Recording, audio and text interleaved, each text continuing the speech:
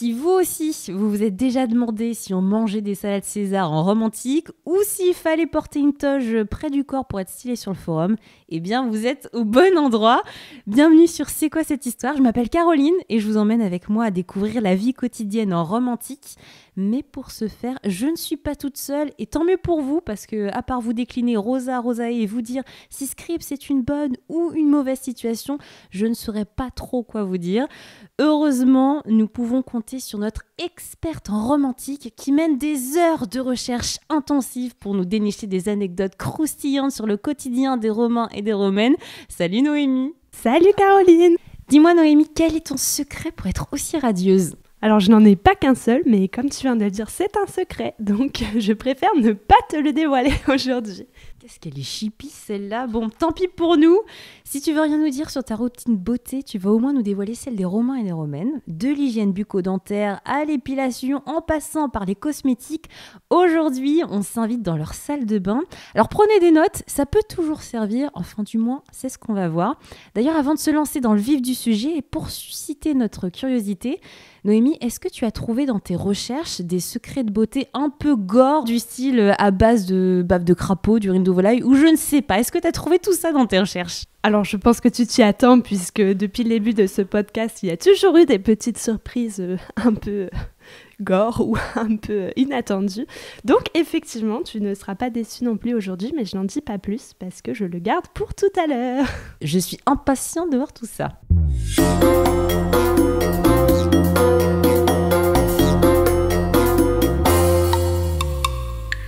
Est-ce que tu peux nous dire dans un premier temps le soin que les Romains et les Romaines accordaient à l'hygiène ? Est-ce que pour eux c'était important l'hygiène ? Alors effectivement, les Romains ont une conception de l'hygiène qui est assez proche de la nôtre aujourd'hui. Donc l'hygiène avec sa fonction, pardon pour la répétition, mais hygiénique dans le sens se laver tout simplement, être propre. Mais cette hygiène est également considérée comme ayant une fonction... d'un moment de plaisir, d'un moment de volupté, comme nous aujourd'hui dans notre salle de bain quand on se pomponne. Enfin, j'imagine que ça vous arrive aussi, hein, je ne dois pas être seule dans cette situation. Donc, les Romains consacrent effectivement pas mal de temps à leurs soins corporels, que ce soit par le biais de bains, de massages, de parfums, etc. Et ce soin apporté à leur apparence physique est avant tout un devoir. En fait, c'est une marque de leur caractère civilisé par opposition aux barbares. En fait, le Romain est civilisé, donc le Romain est propre. Le Romain prend soin de son apparence. Puisque c'est par cette hygiène que l'être humain se différencie de l'animal. Dans la philosophie des Romains, en tout cas. Et donc ces soins du corps sont désignés par le terme latin cultus, que l'on retrouve nous dans la racine du mot culture, hein, donc c'est pas anodin non plus, par opposition à ce qui est sordidus, donc d'où vient notre mot français sordide, et qui désigne celui qui ne prend pas soin de son aspect et qui se laisse aller. Donc pour finir cette petite introduction au sujet, comme d'habitude je vous ai trouvé des citations qui illustrent un peu cette thématique. Donc je commencerai par Cicéron dans son De Officiis. Il faut en outre pratiquer une propreté qui ne soit pas importune ni trop recherchée, mais qui évite seulement un laisser-aller grossier. Et alors une citation un peu plus croustillante, ou en tout cas qui m'amuse beaucoup, qui est cette fois d'Ovide. « La forte odeur du bouc ne doit pas siéger sous vos aisselles et vos jambes ne doivent pas être hérissées de poils rudes. » Donc ces conceptions n'ont pas beaucoup changé aujourd'hui. Effectivement, en tout cas je dois dire que ce Ovide me plaît de plus en plus. À chaque fois on le retrouve au cours des épisodes et il a toujours des petites citations pépites. Alors encore une fois, on remarque que les Romains étaient assez proches de nous, puisque eux aussi avaient des sortes de WC, ce qu'on pourrait peut-être appeler WC chez eux, pour faire leurs besoins. Oui, donc c'est ce qu'on appelle des latrines. Et donc effectivement, il existait deux types de latrines différentes. Des latrines privées dans des habitations d'un certain standing, si je puis dire, et des latrines publiques pour les habitants dont les logements n'étaient pas pourvus de latrines, justement. Et donc en général, dans ces latrines publiques, plusieurs latrines étaient disposées dans une même pièce. Donc sur des bancs, vous avez sûrement déjà vu des images ou des photos où par exemple, si vous êtes rendu à Pompéi, effectivement, on le voit tout de suite, c'est des alignements de trous dans des bancs en marbre ou en pierre. Et donc on s'assoit sur ces ouvertures, sur ces trous. Hein. En fait, la technique est la même que nos WC, hein, on n'a rien inventé. Et l'ouverture se prolonge entre les jambes. Cette ouverture permet en fait de passer une éponge qui est fixée au bout d'un bâton, qui est appelé tersorium, et qui permet en fait de se laver après avoir fait ses besoins. Donc la fonction qu'occupe notre papier toilette aujourd'hui. Donc après avoir utilisé cette éponge, on va la rincer dans une rigole d'eau qui circule en fait au pied des personnes assises sur ces bancs et qui permet donc de laver cette éponge. Et on recommence autant de fois que nécessaire jusqu'à ce que l'éponge soit propre, puisque c'est le but. Ce qui évite en fait d'être directement en contact avec ces déjections, puisque l'éponge joue lieu d'intermédiaire, hein, comme notre papier toilette aujourd'hui. Mais par contre, le désavantage de cette éponge est qu'elle est partagée par toutes les personnes qui utilisent les latrines. Donc voilà ta petite anecdote que tu demandais tout à l'heure. Donc effectivement, on le nettoie entre plusieurs utilisations, soit dans un seau d'eau et de sel ou de vinaigre. Mais bon, effectivement, je ne me verrai pas, autant je t'aime beaucoup Caroline, mais je ne me verrai pas partager mon papier toilette avec toi aujourd'hui. Effectivement, une étude a été menée sur ces latrines romaines en 2009 par Hobson, puisqu'on s'interroge régulièrement sur l'aspect véritablement hygiénique de ces latrines. Et les études parasitologiques qui ont été menées ne sont pas très optimistes sur la question, on s'en doute. Et à côté de ça, ces latrines éveillent aussi des questionnements sur la sociabilité, puisque le fait d'avoir des latrines collectives suppose qu'elles étaient liées en fait, à une perception sociale ou au monde social romain. Mais oui, c'est ce que j'allais dire, c'est-à-dire que de nos jours, être au petit coin, c'est un moment quand même assez intime. Enfin, je me vois mal faire des soirées popo, quoi. Donc, il n'y avait pas ce rapport du tout à l'intimité. Le fait de faire ses besoins, c'était pas du tout intime. Effectivement, il existait des toilettes individuelles dans les maisons plus riches, comme je le disais tout à l'heure, mais non, il n'y avait pas cette... Aujourd'hui, en fait, on est gêné par rapport au fait d'aller aux toilettes. On utilise plein d'expressions... qui contournent le terme, finalement. Et non, les latrines collectives étaient un lieu de passage, un lieu de sociabilité, où on continuait ces conversations. Par exemple, les conversations qu'on a pu entamer avec des pairs ou avec des personnes qu'on croise au terme, on va les prolonger.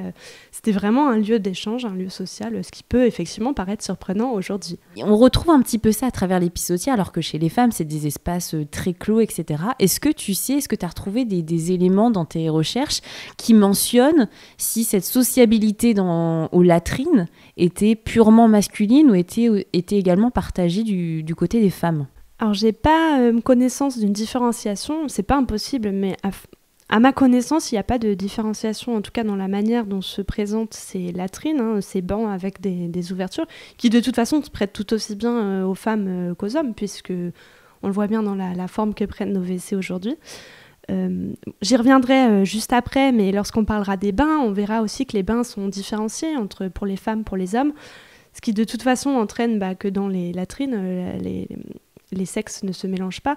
Donc j'imagine, en tout cas c'est une supposition personnelle, j'imagine qu'effectivement cet usage social des latrines se porte aux hommes comme aux femmes. Tu précises quand même que les hommes et les femmes, en tout cas, faisaient leurs besoins dans la même posture, c'est-à-dire une posture assise, c'est-à-dire que les hommes n'avaient pas pour l'habitude, en Rome antique, de faire leurs besoins debout.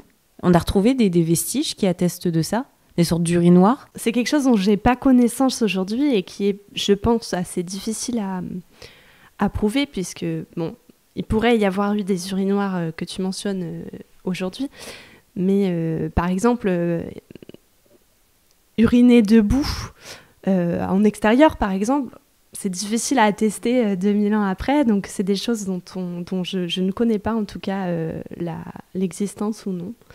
En tout cas, ces latrines collectives étaient toutes sur le même modèle. Alors, on ne peut pas parler de l'hygiène des Romains sans parler des termes qu'on connaît tous, qu'on a tous vus en cours de latin, en cours ou pas d'ailleurs si on n'a pas fait latin, mais on a tous et toutes entendu parler des termes. Concrètement, quel genre de soins y faisait-on dans les termes ? Qu'est-ce qui se passait quand on était dans les termes ? Donc, comme pour les latrines tout à l'heure, il y a la distinction à faire entre les bains privés, donc qui prenaient place dans les domus, dans les maisons luxueuses, et les thermes publics. Donc, ces thermes publics se sont développés dans l'Empire romain à partir du 1er siècle avant Jésus-Christ.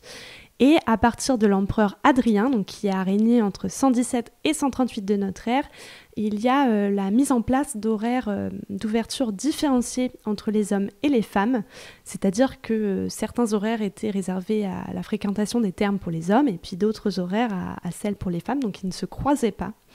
Sauf pour le cas des thermes doubles, donc qui existent par exemple à Pompéi et qui sont, comme leur nom l'indique, des thermes où toutes les pièces existent en double et certaines pièces sont réservées aux hommes et les autres aux femmes, et donc on n'a pas ce problème de la fréquentation mélangée des sexes.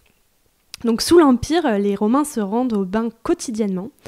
Donc ils se rendent dans les thermes pour leur hygiène corporelle et pour les soins complets de leur corps, évidemment, puisqu'ils venaient y faire leur toilette finalement, puisque tout le monde n'avait pas de quoi le faire chez soi. On l'a déjà vu pour les latrines tout à l'heure, la question est la même pour les soins corporels. Mais les Romains se rendaient également aux thermes pour leur rôle social, puisque les thermes font vraiment partie de la vie urbaine, de la vie sociale. On vient y rencontrer ses amis, on vient y faire du sport, puisque les thermes disposaient d'une palestre, on vient y jouer à des jeux, on peut y pratiquer toutes sortes d'activités sociales. Donc les thermes se divisent en plusieurs sections. On commence par se rendre au vestiaire qui s'appelle l'apoditerium en latin, où on vient se changer, où on dispose de casiers pour stocker ses effets personnels, comme à la piscine aujourd'hui finalement. Et le parcours traditionnel, si je puis dire, d'un Romain ensuite traverse 3 bains différents, donc sans doute vous en avez déjà entendu parler. Ce concept en fait repose non pas sur la baignade comme nous nous baignerions aujourd'hui dans une piscine, mais plutôt sur l'exposition du corps à différentes températures de l'eau, puisque cette évolution à travers 3 températures de l'eau est basée sur les principes de médecine romaine. En effet, le chaud va dilater les peaux de la pore et permettre, selon les Romains encore une fois, d'évacuer des humeurs, tandis que le froid va plutôt resserrer les pores et rétablir la fonction protectrice de la peau en fait. Donc la première piscine à laquelle s'exposent les Romains est le tepidarium, donc comme son nom l'indique, l'eau tiède, dans laquelle les Romains peuvent circuler librement. Ils enchaînent ensuite avec le caldarium, qui est un bain chaud par immersion, et on termine ce parcours par le frigidarium, qui est un bain froid. Et donc ces bains tièdes puis chauds sont évidemment chauffés, comme leur nom l'indique. Et donc comment sont-ils chauffés? Par un système par hypocauste, qui est donc un système de chauffage par le sol, c'est-à-dire qu'une sorte de chaudière, en fait un feu est allumé et la chaleur va se répartir en dessous du sol des thermes. Et parfois, entre le bain tiède et le bain chaud, on peut se rendre dans une salle tiède sèche qui va purifier le corps par transpiration, donc une sorte de sauna en fait. Parallèlement à ces bains, donc dans le complexe que forment les thermes, on peut, comme je le disais, trouver des zones qui sont dédiées à la pratique sportive véritablement. Donc je mentionnais la palestre qui est une cour entourée de portiques, qui peut faire penser à une sorte de stade en fait, où on venait pour faire du sport. Et également une véritable piscine au sens où on l'entend aujourd'hui, donc la natatio, qui servait aux exercices de natation. Donc ces 2 espaces étaient contigus et servaient vraiment à pratiquer du sport et donc pas seulement à exposer son corps à différentes températures. Donc les bains des thermes à proprement parler ne sont pas dédiés à la pratique sportive. Les Romains n'utilisaient pas de savon pour se laver, bien que le savon soit déjà connu à cette époque. Donc pour se nettoyer la peau, on transpirait, donc d'où la nécessité d'avoir un complexe sportif à proximité. Après avoir beaucoup transpiré, on venait se racler la peau avec un strigile. Donc ce qu'on appelle un strigile, c'est une sorte de racloir courbe, principalement en métal, mais également dans d'autres matériaux. Et on venait se le racler sur la peau, donc pour enlever tous les déchets, j'allais dire, toutes les impuretés. Et on finissait par s'enduire la peau avec de l'huile parfumée. Est-ce que tu sais en moyenne combien de fois par semaine les Romains et les Romaines allaient aux thermes? Alors en général, les Romains se rendaient aux thermes tous les jours. Donc c'était vraiment une pratique sociale qui était ancrée dans le calendrier, en fait, si je puis dire, dans le calendrier, dans le déroulé de la journée d'un Romain et qui avait ses activités, que sais-je, politiques, etc. Et puis qui se rendait ensuite au terme pour son hygiène, mais également pour sociabiliser, puisque ça fait pleinement partie de cette vie à la fois politique, à la fois sociale. Alors évidemment, toutes les tranches sociales ne sont pas non plus incluses dans ce système-là, hein, puisque par exemple, les plus pauvres de la société ne peuvent pas forcément s'y rendre, mais c'est quelque chose qui est très ancré dans le déroulement journalier d'un romain. Oui, puis si c'est journalier, ça nécessite aussi du temps là, de faire tout ce processus. On y passe quoi au terme 1 heure, 2 heures quoi. C'est quand même assez long. Ah oui, effectivement, ça prend pas mal de temps. Je ne saurais pas te dire exactement combien de temps, et je pense même que de toute façon, d'une personne à l'autre, c'est sans doute variable aussi. Mais rien que le temps de traverser ces 3 bains, d'aller faire de la pratique sportive, on pouvait aussi avoir accès à des salles pour être massé, par exemple, des choses comme ça. Effectivement, ça prend pas mal de temps. Après qu'on vienne plus me critiquer parce que je passe 2 heures en salle de bain, parce que c'est quand même beaucoup moins qu'un romain. Bon, passons. Alors donc on l'aura compris, c'est quand même important pour les Romains et les Romaines d'avoir une bonne hygiène. Mais qu'en est-il de l'hygiène bucco-dentaire ? Est-ce qu'il les est accordé un soin tout particulier ? L'hygiène bucco-dentaire est effectivement importante, hein. On apprécie les dents blanches, ça n'a pas changé aujourd'hui. Donc pour te faire plaisir, je vais te citer à nouveau ton cher Ovide, qui a également écrit sur l'hygiène bucco-dentaire. Comme tu le dis, il est partout. Donc voici ce qu'Ovide écrit. Celle qui a l'haleine forte doit ne jamais parler à jeun et se tenir toujours à distance de l'homme qui l'écoute. Celle qui a les dents noires, et c'est ce passage qui nous intéresse, ou trop longues ou mal rangées, peut en riant se faire beaucoup de tort. Donc effectivement, c'est tourné d'une manière assez pompeuse, si je puis dire, mais on comprend l'importance qui est accordée aux dents, en fait, même dans la vie sociale, hein. Donc pour atteindre cette blancheur et la solidité des dents, puisque évidemment c'est aussi important de ne pas perdre ses dents, les Romains utilisent des eaux et des poudres diverses, voire, deuxième petite anecdote qui va te plaire, de l'urine. Je savais qu'on allait aborder l'urine, j'en étais sûre. Voilà, donc pour ton plus grand plaisir. Et un auteur qui s'appelle donc Scribonius Largus a énuméré plusieurs recettes dans son ouvrage. Et notamment, il détaille la fabrication d'un dentifrice qui rend les dents d'un blanc brillant et les fait bien tenir. Donc je cite. Alors, bon, personnellement, je trouve ça assez ambitieux puisque un dentifrice qui fait tenir les dents, si vous en connaissez un, je suis preneuse. Mais bon, soit. Et donc ce dentifrice est réalisé à partir de farine d'orge, de vinaigre, de miel brûlé, de sel minéral et d'huile de nard. Je ne saurais pas vous dire ce qu'est de l'huile de nard. Mais voilà. Et donc, à côté de ce dentifrice qui rend les dents blanches, il cite également un autre remède, la colle de menuisier bouillie dans de l'eau, qu'on rince en fait avec du vin, bouilli dans des écorces de grenade douce. Donc c'est tout un programme, hein. Je vous dis ça de manière pas très convaincue parce que je doute de cette efficacité, mais soit. Il mentionne également du lait de chèvre ou du fiel de taureau. Donc on est dans une thématique un peu animale, hein. Pour se laver les dents. Et donc pour rafraîchir la laine, il existe aussi certains petits tips, à savoir des pastilles de myrte, des baies de lierre ou encore des baies de myrrhe. Et pour les douleurs dentaires cette fois-ci, puisqu'évidemment l'hygiène n'était pas non plus parfaite, comme vous avez pu le comprendre, Pline l'Ancien conseille la cendre de corne de cerf. Et pour enlever les résidus, on peut utiliser, à la manière de nos cure-dents d'aujourd'hui, un dentiscalpium en métal, en os ou en bois, en fait, qui fonctionne vraiment comme un cure-dent pour venir gratouiller le bout de roast beef qui serait resté coincé entre vos dents, par exemple. Bon, ça, typiquement, c'est des secrets de beauté que je ne vais pas piquer. Je vais les laisser aux Romains. Ils sont très bien là où ils sont. Est-ce que les Romains et les Romaines avaient, cela dit, des dents gâtées ? Parce que j'ai vu une historienne, j'ai entendu l'interview d'une historienne que je ne pourrais pas ressourcer, je ne me rappelle pas. Mais elle disait qu'en fait, au Moyen-Âge, notamment, on a une vision très sombre du Moyen-Âge, là où, du coup, on a ce stéréotype qu'il n'y avait pas du tout d'hygiène au Moyen-Âge, ce qui n'est pas forcément le cas.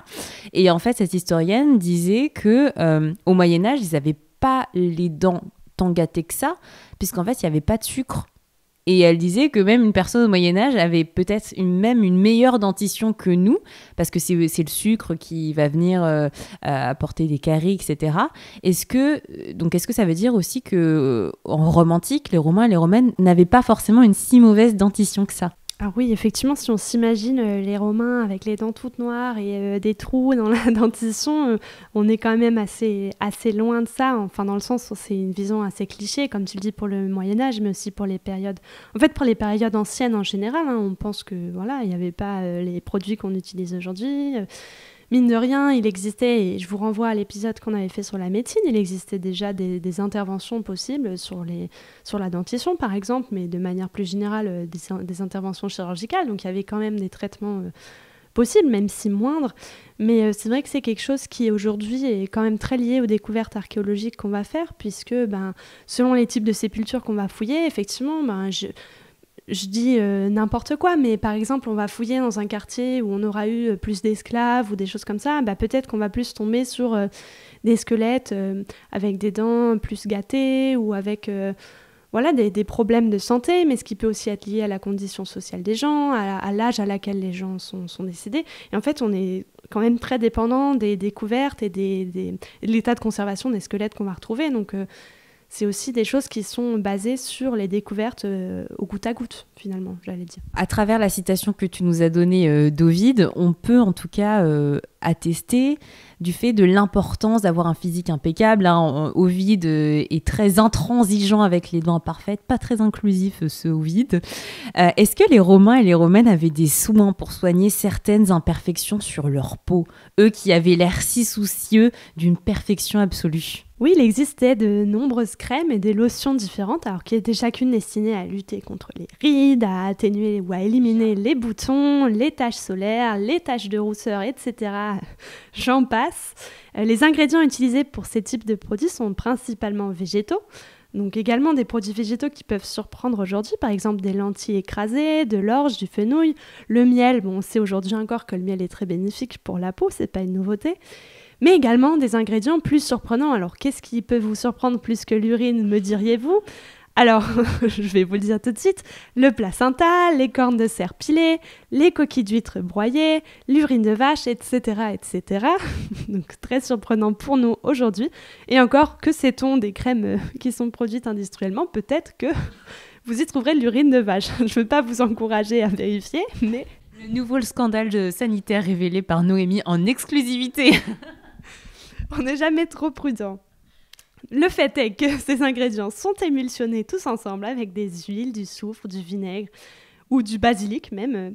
Et on va ajouter à ces mixtures des essences pour leur donner parfois une odeur, en fait, une odeur agréable, comme par exemple de l'essence de rose, de la myrrhe, qui va venir dissimuler l'odeur de l'ensemble, puisqu'évidemment, j'ai jamais senti de l'urine de vache, mais je suis pas sûre que ça soit particulièrement bien odorant. Et à nouveau, Pline l'Ancien a écrit sur ce sujet dans son Histoire naturelle, qui est vraiment une somme très, très précieuse pour ces sujets-là, qui concernent la vie quotidienne des Romains. Et il y écrit notamment que les boutons du visage peuvent disparaître si on les frotte avec du beurre ou de la céruse, et que du beurre pur va aussi guérir toutes les affections serpigineuses de la face. Je ne sais pas ce que signifie serpigineuse, mais visiblement, il s'est bien renseigné. Il écrit également qu'on peut guérir les ulcères du visage en y frottant la poche d'une vache qui vient de mettre bas. Donc, note pour plus tard, toujours avoir une vache prête à mettre bas à disposition. Et ce genre de petites anecdotes assez rigolotes aujourd'hui, mais qui sont vraiment sérieuses dans son ouvrage, comme par exemple, on dit que la bouse de taureau donne du vermillon aux joues. Donc, mesdames, pas besoin de poudre, utilisez de la bouse de taureau. Ça, c'était quand même l'argument qu'il me fallait pour aller vivre à la campagne. Donc, si vous voulez avoir une belle peau, allez vivre à la campagne, adoptez tout un troupeau de vaches, de moutons ou je ne sais quoi, variez les plaisirs. Parlons à présent pilosité. Et oui, après avoir parlé des boutons, la pilosité.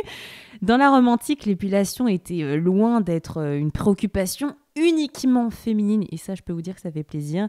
Et oui, les messieurs aussi connaissaient leur quart d'heure de douleur, comme c'est jouissif. Alors, comment est-ce que les Romaines et les Romains s'épilaient ? Avec quel procédé, etc. Oui, comme tu dis, la pilosité est très dépréciée aux yeux des Romains. Rappelez-vous de la petite citation introductive de notre cher Ovide qui mentionnait que les jambes, notamment, ne doivent pas être hérissées de poils rudes. Donc ça en dit déjà long sur la mentalité. Les femmes peuvent se rendre dans des boutiques spécialisées pour se faire épiler le visage, les jambes, les bras, tout ce que vous voulez.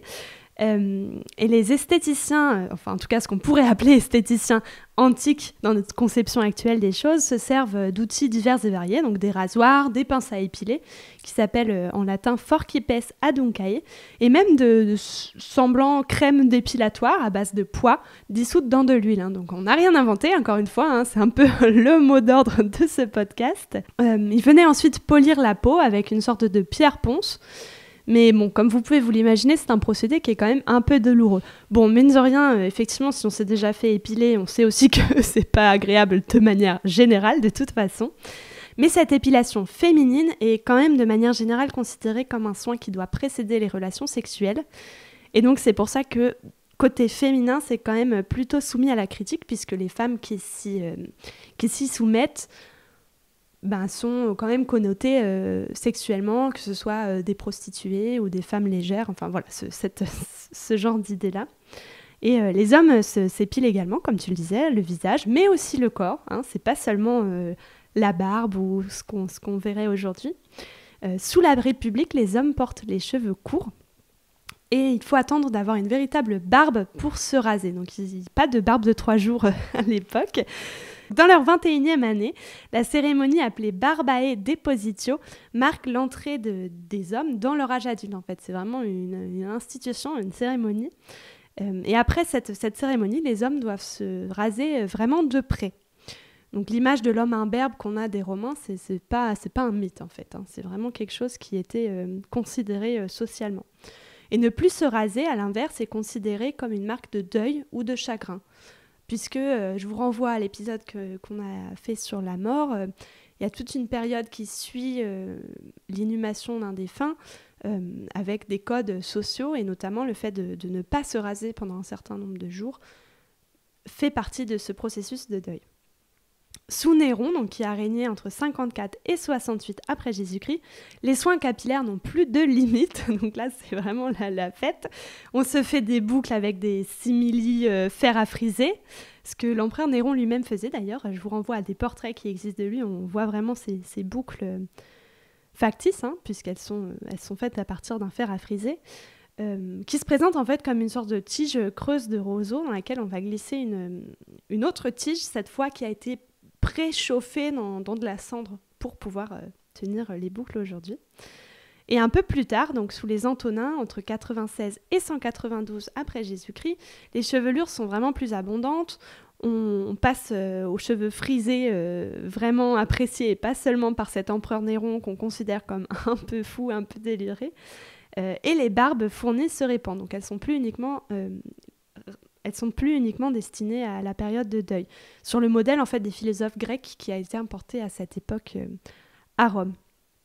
Et c'est seulement à la moitié du IIe siècle de notre ère que les hommes vont revenir à des coupes vraiment courtes, sous l'impulsion des empereurs qu'on appelle militaires. Donc voilà pour ce petit panorama capillaire côté masculin. Et donc du côté des femmes, comment se coiffe-t-on ? Eh bien les matrones passent de nombreuses heures aux mains de leurs ornatrix. Donc les ornatrix sont les esclaves qui sont chargés de la coiffure des femmes. Elles portent leurs cheveux très longs avec des coiffures compliquées, et ces coiffures suivent vraiment des modes en fait selon la coiffure de l'impératrice, puisque l'impératrice est le modèle capillaire féminin par excellence, et donc d'une impératrice à l'autre, les coiffures vont évoluer, et donc toute la société romaine va suivre ces modèles de coiffure. C'est d'ailleurs un très bon élément de datation pour les historiens de l'art. Les coiffures féminines sont associées à des impératrices et permettent aujourd'hui de dater à une dizaine d'années près des portraits féminins selon qu'ils se rapportent à telle ou telle impératrice. Donc c'est très précieux aujourd'hui. Elles emploient également des fers à friser et parfois des éléments qui servent de décolorants et qui peuvent être très agressifs, mais dans le but d'éclairer leur chevelure. Et le savon donc, que je mentionnais tout à l'heure ne servait pas à se laver, mais plutôt à décolorer les cheveux en roux. Donc c'est un savon qui est d'invention gauloise et qui est fabriqué à partir de cendres de bois et de graisse.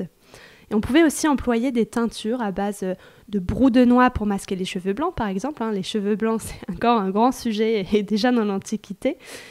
Mais aussi des soins au vinaigre pour obtenir des beaux cheveux brillants. Et petit secret que je te cède, effectivement, j'utilise du vinaigre de cidre pour rendre les cheveux plus brillants. C'est cadeau. Ça, c'est le genre de secret que je voulais avoir. Merci Noémie. En tout cas, c'est vrai que c'est quand même dingue. À chaque fois, bon, vous l'aurez remarqué à travers plusieurs épisodes, mais là, on le voit encore. C'est qu'en fait, on n'a rien inventé. Et ce que je trouve un peu affligeant, c'est qu'il y a certaines idées reçues qui ont la peau dure, quoi. Ce que je veux dire, l'idée des cheveux blancs, l'idée des dents imparfaites, etc. Malheureusement, c'est encore la peau dure et on les retrouve déjà depuis la Rome antique. Ce qui est assez affligeant. Bon, maintenant qu'on est tout propre, passons au maquillage. Et oui, la Rome antique n'a pas attendu l'apparition de L'Oréal pour se maquiller. Alors, Noémie, dis-nous en plus sur la mise en beauté dans l'Antiquité. Est-ce que le contouring était déjà tendance ? Est-ce que l'impératrice faisait un contouring, vu que c'est elle qui influençait la mode ? Alors pour le contouring, je ne sais pas. Effectivement, comme les statues qu'on conserve aujourd'hui sont principalement blanches, elles sont plus leur polychromie, c'est difficile à dire, mais effectivement, on a des cosmétiques de toutes sortes qui sont conservés dans des petits pots, des flacons en verre, enfin toute une panoplie de petits contenants très mignons d'ailleurs. Vous pouvez en voir dans pas mal de musées archéologiques. Et les femmes les plus riches ont à leur disposition des esclaves qui en fait sont là vraiment pour leur appliquer des crèmes, des produits de maquillage, des onguents. On les appelle d'ailleurs les cosmétae, donc le nom est assez compréhensible encore aujourd'hui, je trouve. Qu'est-ce qu'on utilise pour appliquer ces produits ? Eh bien, on utilise des spatules, des cuillères, des coupelles dans toutes sortes de matériaux, que ce soit de l'os, de l'ivoire, de l'ambre. Et les maquillages ou soins vont se présenter soit sous forme liquide, soit sous forme de pastilles qui vont être diluées au moment de leur utilisation. Alors, sous l'Empire romain, l'importance du teint est vraiment primordiale. C'est-à-dire que plus la peau est claire, mieux ce sera vu, en fait, socialement, puisque la clarté du teint est le propre d'une femme qui ne s'expose pas au soleil, et donc, par extension, qui ne travaille pas, en fait, tout simplement. Ou en tout cas, qui ne travaille pas dans les champs, dehors, et non, le teint est resté bien clair. Donc, il existe des petits tips à nouveau pour passer outre cette blancheur, pour justement atteindre cette blancheur du teint sans rester cloîtré dans sa chambre à longueur de journée. À nouveau par notre cher Ovide dans son ouvrage Les cosmétiques, qui écrit « Apprenez comment vous pourrez, au sortir du sommeil, donner de l'éclat à la blancheur de votre teint ». Alors c'est très vendeur comme formulation. Donc quels sont ces tips ? Eh bien, il faut d'abord dépouiller de sa paille et de son enveloppe l'orge que nos vaisseaux apportent des champs de la Libye. Donc, c'est quand même des produits qui sont importés de loin. On prend cette orge, on la fait détremper dans de l'œuf. Donc là, les choses commencent à se gâter. Il faut faire ça dans sa cuisine, visiblement. On laisse sécher et on le fait broyer par une ânesse sous une meule rocailleuse.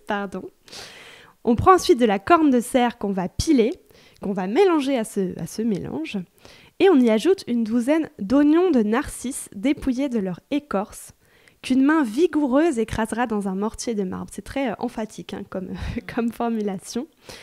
Et donc il termine ce petit paragraphe, dont je vous épargne une partie parce que c'est très long, par « Toute femme qui appliquera ce cosmétique sur sa figure la rendra plus polie, plus brillante que son propre miroir ». C'est très vendeur, je suggère cette phrase à des agences marketing pour des futurs produits. Donc comment est-ce qu'on se blanchit artificiellement le teint ? On peut utiliser du blanc de craie ou du blanc de plomb, dont les composants sont très toxiques. On sait aujourd'hui que le plomb est vraiment pas bon pour la santé du tout.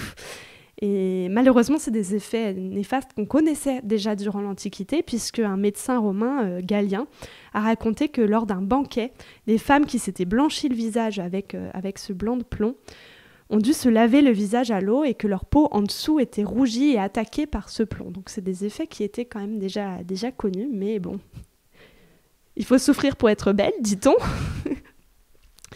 En dehors de ce teint blanc, le fardage romain consiste aussi à noircir ses sourcils au noir de charbon ou à la galène, qui est un oxyde de plomb, à se teinter les joues de rose ou de rouge. Et on a trouvé notamment à Trèves un petit flacon en verre dont il reste des résidus en fait de ce mélange rose, et donc il montre bien qu'effectivement ces composants étaient utilisés pour la mise en beauté des femmes.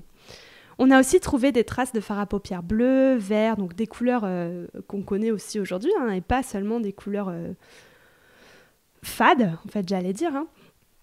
Et les lèvres peuvent être teintées de rouge. Donc finalement, on retrouve grosso modo les typologies de produits qu'on peut aussi utiliser, nous, aujourd'hui, sur nos palettes de maquillage. Donc peut-être, pourquoi pas, le contouri, comme tu le mentionnais tout à l'heure.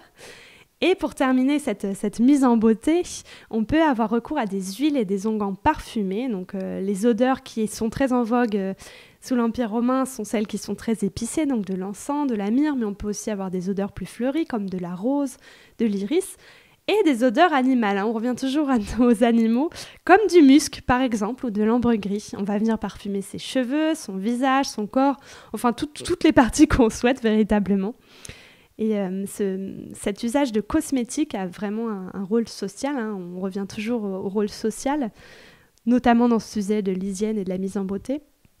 Mais même les femmes les plus modestes peuvent se maquiller si elles le souhaitent en utilisant des matières qui seront moins coûteuses, par exemple du coquelicot plutôt que du safran pour la couleur rouge. Et certains produits sont encore utilisés aujourd'hui. Par exemple, le kohl, c'est pas une invention récente, hein, c'était déjà utilisé à l'époque romaine. Et aujourd'hui, on sait par contre qu'un certain nombre de composants sont allergisants, voire cancérigènes, ce qui n'était pas le cas, ou en tout cas ce qui n'était pas su à l'époque romaine. Est-ce que cette mise en beauté est exclusivement réservée aux femmes ? Par exemple, quand on regarde des péplums, on peut voir que les acteurs qui interprètent des romans ont du crayon noir dans les yeux.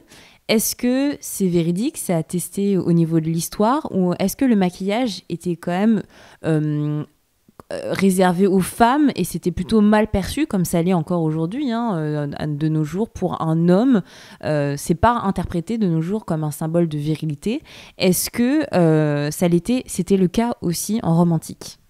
Alors, à savoir que effectivement, les péplums sont amusants à regarder, mais sont toujours un peu dans l'exagération et sont pas forcément très fiables d'un point de vue historique. Alors, en ce qui concerne le maquillage masculin, je ne sais pas véritablement en fait. Le seul exemple que je puisse citer, mais qui est un peu, qui sort un peu du lot, j'allais dire, c'est l'empereur Néron, dont je parlais tout à l'heure, qui se faisait friser les cheveux, mais qui se faisait aussi maquiller. Mais bon, l'empereur Néron est quand même connu pour être assez extravagant, hein. Il a eu un règne qui était assez compliqué. Il a été, après sa mort, il a fait l'objet d'une tentative de ce qu'on appelle la damnatio memoriae, qui consiste en fait à l'effacer de l'histoire, à l'effacer de la mémoire des gens, hein. Justement par son règne qui a été un peu chaotique. Il aimait beaucoup l'art, il aimait beaucoup le théâtre, donc il jouait lui-même, il chantait, il faisait de la musique. Donc, bon, il se faisait effectivement maquiller par moments, il se faisait bien friser les cheveux, etc. Mais est-ce que ça participe du personnage qui se construit, ou est-ce que c'est une pratique qui est vraiment récurrente ? Je ne saurais pas te dire actuellement.